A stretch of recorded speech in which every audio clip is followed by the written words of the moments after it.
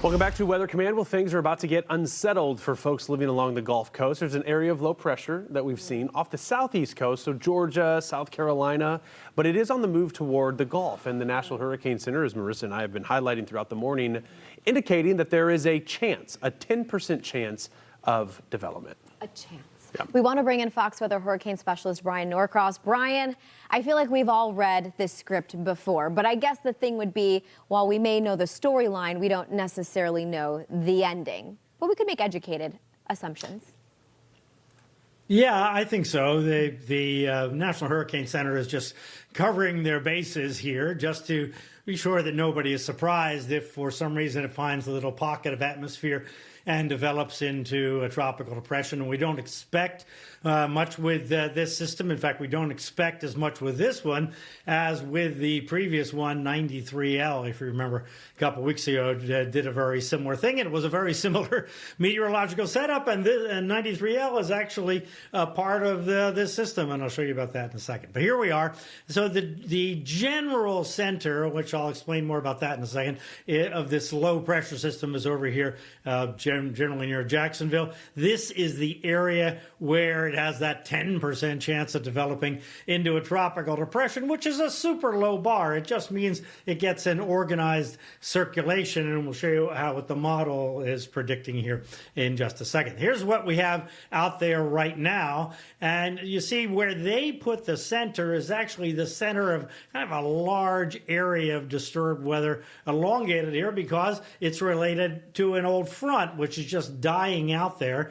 And there are really kind of two parts to this. One is what's happening off the southeast coast, and another is what's happening over here in the Gulf of Mexico. And what we're going to see is this one is the one that is going to dominate and cause most of the rainy weather. So most of this is going to be along the Gulf Coast, although Florida will have some effect, but not like that 93L effect. Here you can see it when we add the radar to the satellite, and look where the cluster of lightning is out here, already affecting extreme southeastern Louisiana, but that's the system that's going to get going. There's a little bit going on out here, and it's going to affect the Georgia coast, South Carolina coast, and North Florida. Now, this down here to the south, what's affecting us here in South Florida is actually an upper level low. This has got nothing to do with this front up to the north, but this is going to move over in the Gulf. So today, it's going to be kind of extra stormy in South Florida related to that, but it's not related to this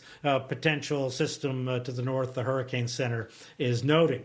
All right, so let's look at the computer model, and this really does show you the kind of makeup of this thing and how elongated it is. There you see it's elongated, but you also see kind of two areas of general turning here in both of these spots, and then we're going to kind of see what happens as we go forward. So here we are. This is the estimate of how the flow in the atmosphere is going to be this afternoon. Notice the Hurricane Center just puts the X in the middle of all this. So when you see an X on the Hurricane Center's map, it's just a general centroid of the low pressure area. It's not the indicative of some kind of system that's already developed. Okay, let's go forward in time here. And what we'll see is as we go to tomorrow morning here, you see where the low center is expected to be. And notice it's kind of elongated and stretched out. So that's the thinking. The upper level winds are not super conducive here for this thing to develop into a tropical depression, but maybe it consolidates. That's why they have a 10% chance on it. But the main point here is look at the flow coming up here of tropical moisture. The darker the green, the more moisture in the atmosphere. So we have all the way from east of Tallahassee on over to Louisiana, getting this very rich tropical moisture. Going to get some tropical downpours in that. Although, again, this is all moving pretty quickly. You saw how quickly it moved. So this is not going to be like 93L that hung around for so long. And we can already see tomorrow the moisture over Florida is letting up. I mean, it's always hot and humid in Florida, obviously, in the summertime. But the extra moisture that we have today is going to move on out tomorrow.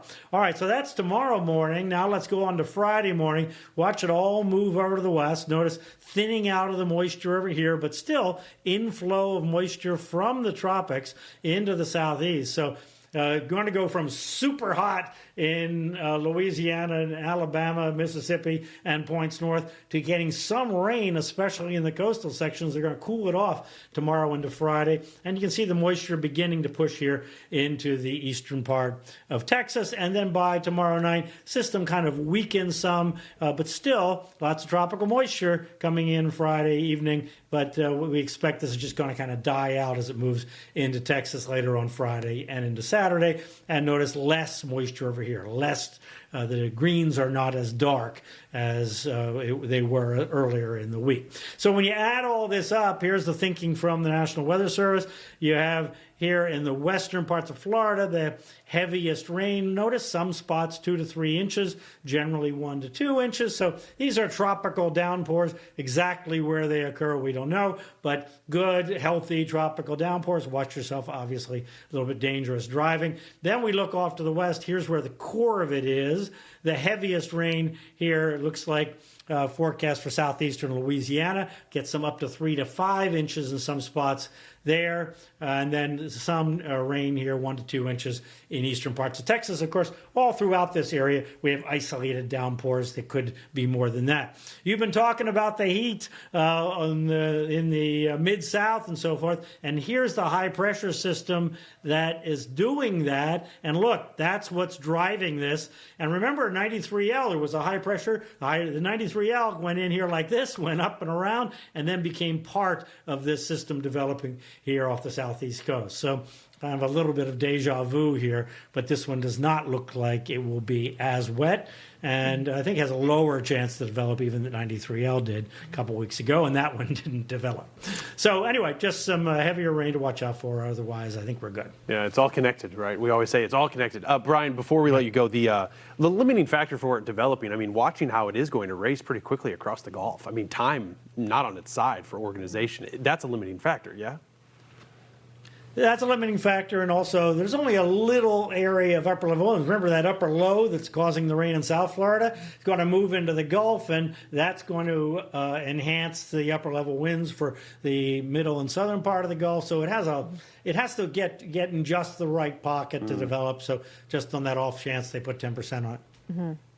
Warrants watching, but hopefully it doesn't warrant much other than that. So good discussion, always a great discussion whenever we can get you here on command. Thanks, Brian. Hurricane Specialist Bryan Norcross with the latest on that little area to watch. That little area.